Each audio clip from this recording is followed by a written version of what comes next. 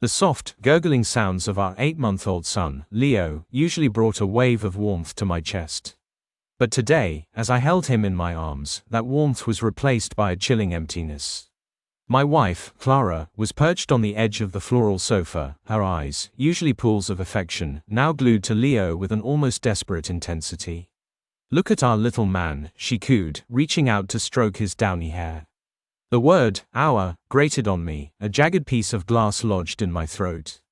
It was a word I'd once cherished, a symbol of the life we had built together, but now it was a mocking reminder of the betrayal I was about to expose. We were in my parents' living room, a space that had always felt like a safe haven. Gathered here today were my parents, Clara's parents, and her younger sister, Anna. The air was thick with unspoken tension. Everyone knew something was amiss, the usual festive family get-together replaced by a strained, unnatural calm. They were all waiting for something, but none of them knew just how much the foundation of our reality was about to crumble. Clara shifted uncomfortably, her eyes darting around the room. "Is everything okay, David?" she asked, her voice a little too high. "You've been so quiet all day." I looked down at Leo, his innocent face a stark contrast to the turmoil within me. He was blissfully unaware of the storm raging around him. That was perhaps the cruelest part, the fact that I'd brought a child into a life that was predicated on a lie. I took a deep breath, the weight of the truth pressing down on my lungs. "No, Clara," I said, my voice low and controlled, "everything is not okay." I carefully handed Leo to my mother, who took him with a worried look, and stood up, a man possessed. I walked to the mahogany side table and picked up the sealed envelope I had placed there earlier. The crisp white paper seemed to hum with its secret, an accusation ready to be made. "These came in the mail this morning," I stated, holding up the envelope. "They're the results of a paternity test." Clara's face paled. Her hand flew to her throat, her eyes wide with a fear that could not be concealed. I tore the envelope open, the sound echoing in the unnervingly silent room. I pulled out the single sheet of paper, the stark black lettering of the DNA results feeling like a slap to the face, and handed it to her. Clara took the paper, her hands trembling. The color drained from her face as she scanned the document. Her breath hitched in her throat. The room waited, not daring to breathe, each of them an unwitting character in a play they had no idea they were performing. After what felt like an eternity, she finally looked up, her eyes wet with unshed tears. This can't be right," she stammered, her voice barely a whisper. "Oh, I assure you it's right," I said, my voice hard. "According to these results, Leo is not my son." The silence that followed was deafening. The gasp from Clara's mother was barely a rustle in the sudden vacuum. My own mother put a protective arm around Leo, glaring at Clara with a silent rage I'd never seen before. Clara's father looked like he had aged a decade. Her sister, Margaret, stared at her with such disdain that Clara had to look away. I watched as the carefully constructed facade of our marriage, of our lives, crumbled into dust around us. Who is his father?" Clara choked out, her eyes pleading with me, but I offered no comfort.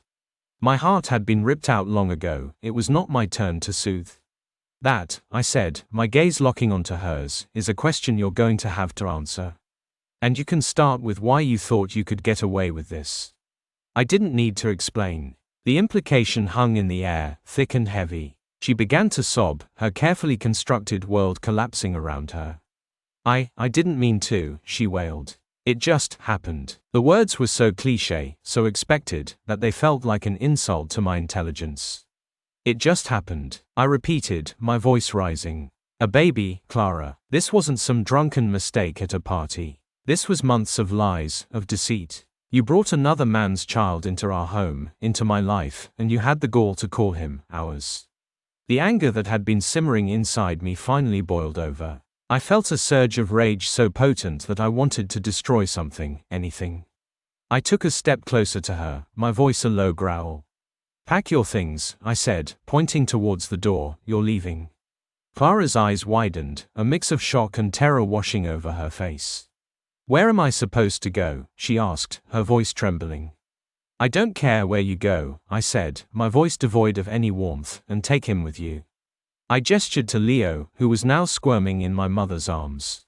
But David, he's just a baby," Clara stammered, tears streaming down her face. He's not my baby, I corrected her coldly. He's the product of your betrayal, and I want neither of you in my house. The room remained silent. My parents and Clara's parents looked on in stunned silence. No one had expected me to be so callous. But they had no idea of the depth of my pain, of the hurt that had burrowed its way into the marrow of my bones. I wanted them gone, both of them. Clara, clearly understanding that I was not going to change my mind, began to pack her bags, her sobs becoming louder and more frantic. My mother, despite the look of horror on her face, gently handed Leo back to Clara. I felt a moment of something akin to a pang, but I quickly dismissed it. He was not my son, and I was done with pretending he was. As Clara struggled to put Leo into his carrier, I walked over to the door and opened it wide, waiting for them to leave. Her parents and sister stood in silence, unable to look me in the eye. I had become a stranger in their eyes, someone they no longer recognized. I did not care. As Clara finally walked out the door, her face a mask of despair, I slammed it shut behind her, the sound echoing in the now empty house. My parents walked up to me, their faces etched with concern. "David, are you sure you're doing the right thing?" my mother asked, her voice full of worry. "Absolutely," I said, my voice calm and resolute. "I'm taking back my life." I didn't look back as I walked away from them. I got into my car and drove off, my mind made up. I needed to face this man, the man who had slept with my wife and fathered a child I thought was mine. I drove straight to the gym. I found him in the weight room. I confronted him, and the rage I felt was palpable, and it ended in the same brutal beatdown I had envisioned. I left him there, a bloody mess, a shell of the arrogant man he had been. I went to the police station and turned myself in. After that, the days that followed were a blur of legal proceedings. I pleaded guilty and accepted my sentence. As I awaited my sentencing, I got word of the fallout from my actions. Clara was a pariah in her town.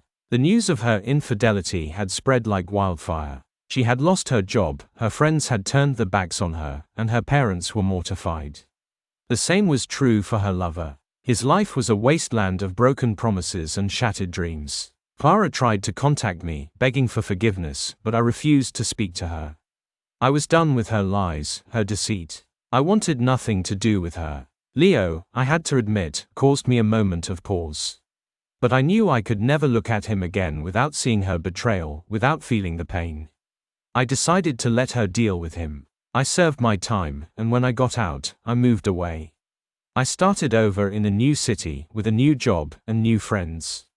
I threw myself into my work, and into finding myself. It was slow progress, but progress nonetheless. I started to see a therapist, who helped me work through my anger and pain. She helped me see that I was a good man, and that I deserved happiness, a family. Eventually, I started dating again. It was at a small bookstore that I met Anna, not Clara's sister, but another Anna. She had bright eyes and a smile that could light up a room, and she was just as passionate about books as I was. We started talking, and something felt right, something I had never felt with Clara. We started dating, and I found myself falling for her, slowly and surely. She was everything Clara was not, kind, honest, and genuine. She listened to me, and she understood my pain. She never judged me for what had happened, she simply helped me heal. After a year of dating, I asked Anna to marry me, and she said yes. We had a small, intimate wedding with our closest friends and family.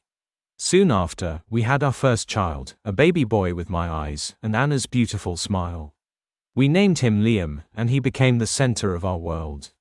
As I held him in my arms, I felt a sense of overwhelming joy. I looked at Anna, my wife, and I knew that I had finally found happiness. I never forgot what Clara had done, and the pain she had caused, but I had moved on. I had built a new life, a new family, and I was finally content. My life was full, and the silence I once knew was now filled with laughter, love, and the happy babble of my children. I had gotten the revenge I wanted, but I had also found the happiness that I deserved. My story was not one of tragedy, but one of resilience, and the understanding that even after the darkest storms, the sun can still shine. We had another child, a little girl named Lily, and my family was finally complete. My new life was everything I had ever wanted, and as I sat watching my children play, I knew that I had finally found my happy ending, not because of what happened, but in spite of it.